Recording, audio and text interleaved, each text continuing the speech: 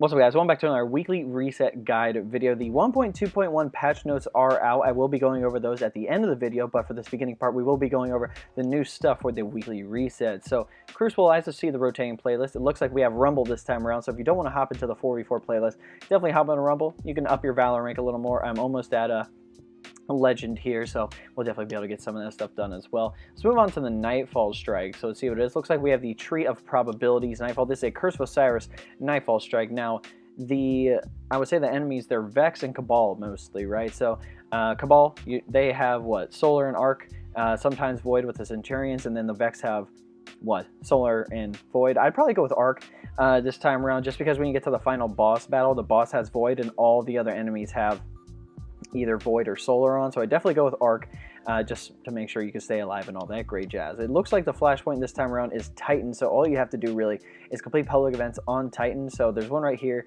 and there's a Witch Ritual right here, and there's another one right over here. Plus there will be some extra yellow bar enemies in some of these public areas, so you will be able to defeat those, and they will up your percentage on your flashpoint. But yeah, that seems to be it for the directory, guys. Let's move on to the tower.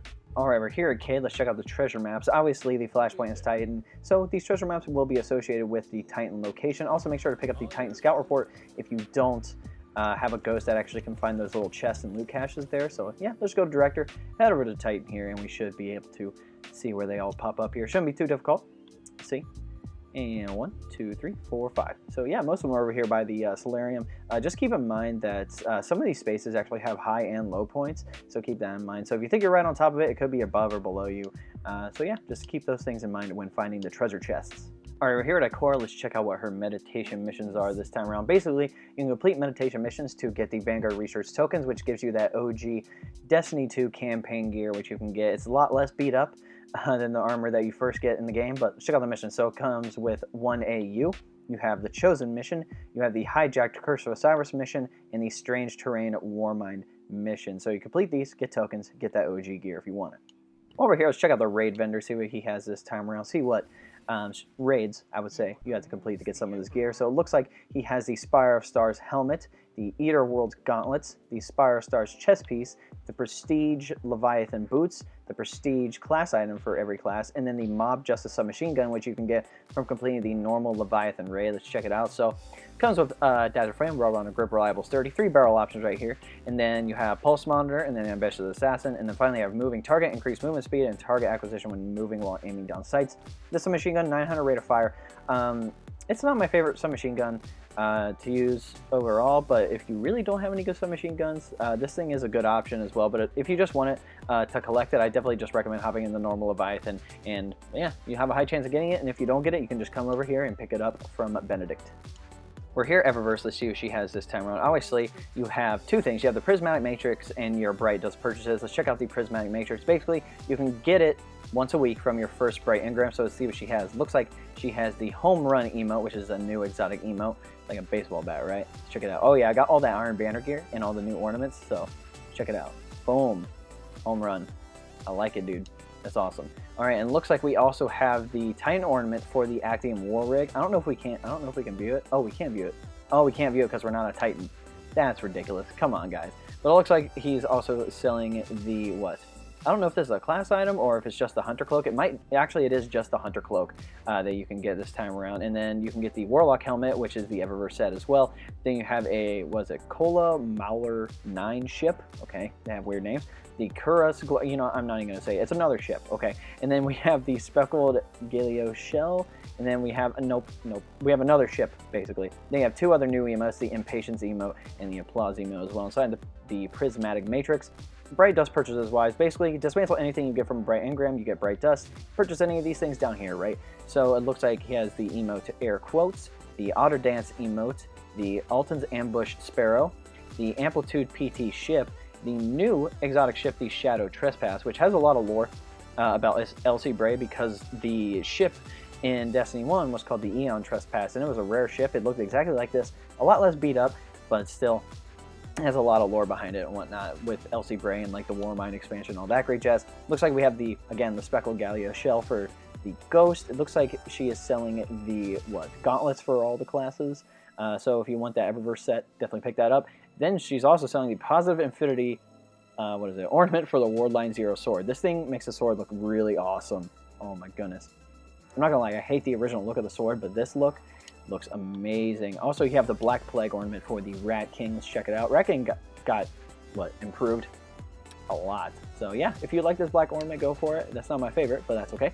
Looks like she's also selling the Crucible Blue Transmat effect, the Taken Arrival Transmat effect, 4 shaders, Omelon Meteor Gloss, Tarnished Copper, Arctic Pearl, and Cerulean Divide. These ones are all pretty good. I like all these ones. Obviously, you can get the boon of the Vanguard and the Crucible, where if you complete a strike in a Crucible match, everybody gets an Eververse reward. Then you obviously have the Fire Team Medallion, which you get increased XP and gains if you're with a Fire Team completing stuff. I just noticed this when I was running through the tower, but Dead Orbit, Future Roll Call, and New Monarchy have all new appearances on all their walls and all their, I would say like rugs and carpets and whatever you want to call it. They have different appearances and whatnot. So I'm assuming these are to match all the new weapons that are becoming within the Faction Rallies and whatnot. So they're not going to look like the old Future Roll Call and old Faction Rally weapons. They're going to be looking new and improved, and I'm excited. All right, we're here at the patch notes update 1.2.1.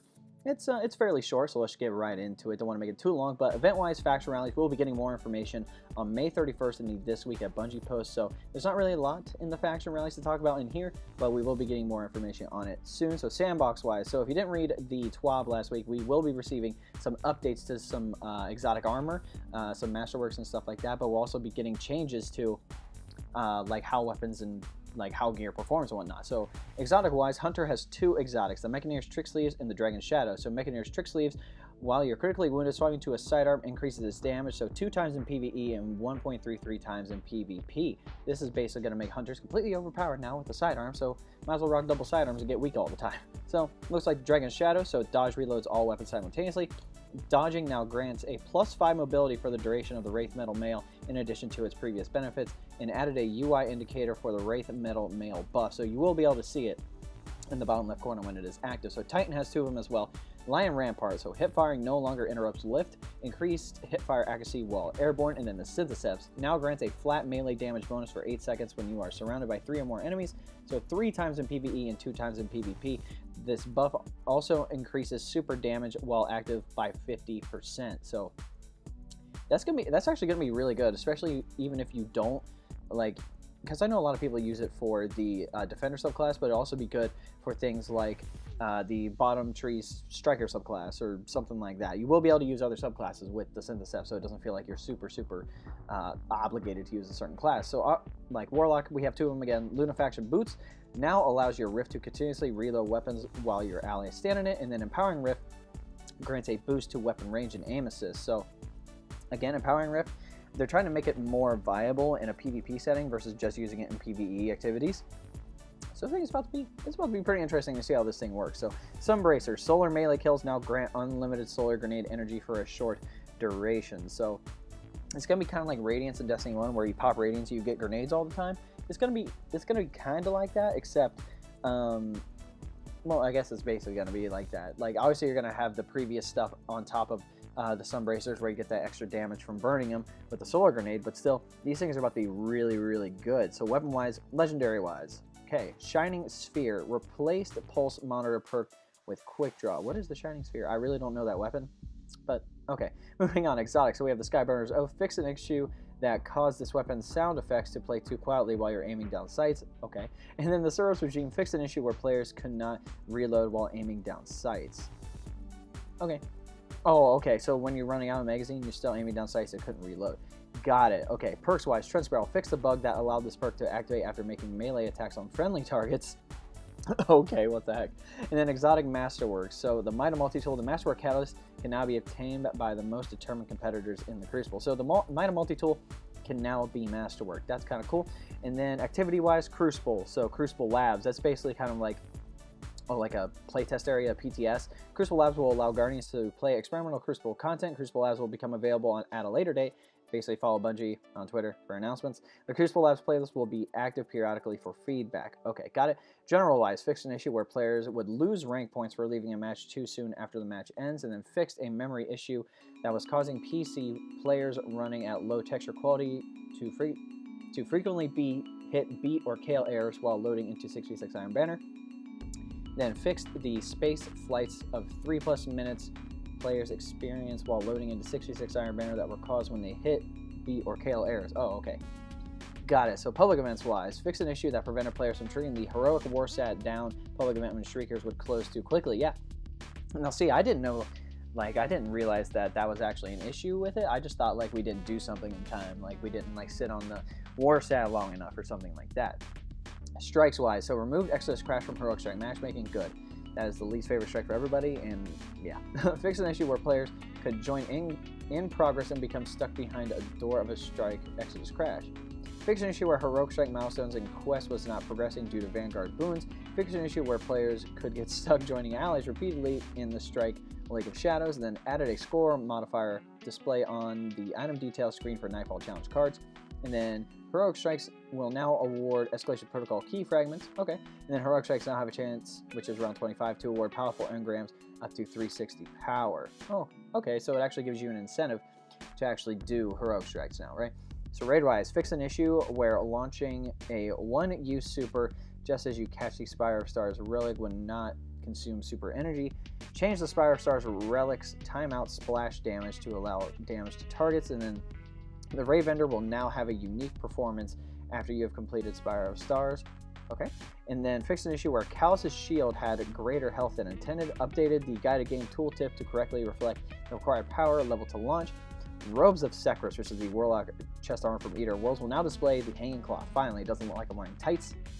The cost of Spire of Stars rewards for Benedict 9940 has been increased to 50 tokens. Oh my god. Benedict 9940's reputation engram will no longer grant weapons. Oh, what the heck, dude? That's so stupid. Okay. Well, some of that stuff good, some of that stuff I don't really approve of. But Warmind campaign fixed an issue where some enemies were granting higher than intended XP from the pilgrimage mission. Whatever.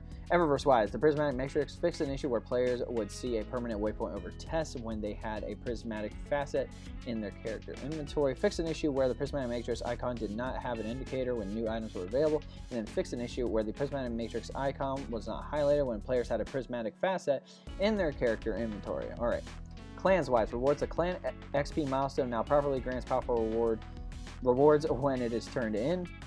A few players will receive a clan banner very frequently. This should be fixed, and now players can discard any clan banners at the postmaster. Okay.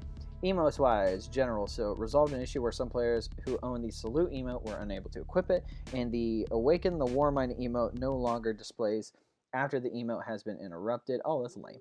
Flavor text now appears on the emote preview. But anyway, guys, I think we're coming to the end of the video. If you want to help more, there'll be a link below. Say best way to support me. It'll take to a 4-minute video. It's not Patreon or anything like that. I believe it's a lot better than Patreon, and I believe you guys get a lot more out of it than if to do Patreon. But if you don't want to do that, you can always like this video, subscribe to the channel, share this video, and comment what you guys want to see below. I'm making content for y'all, so whatever you want to see, I'll be dropping on like whatever weapons and stuff you want, especially with Faction Rallies coming up and all that great jazz. There's gonna be a lot more weapon reviews dropping. All right, guys, hope you enjoy this video. We'll catch you next time.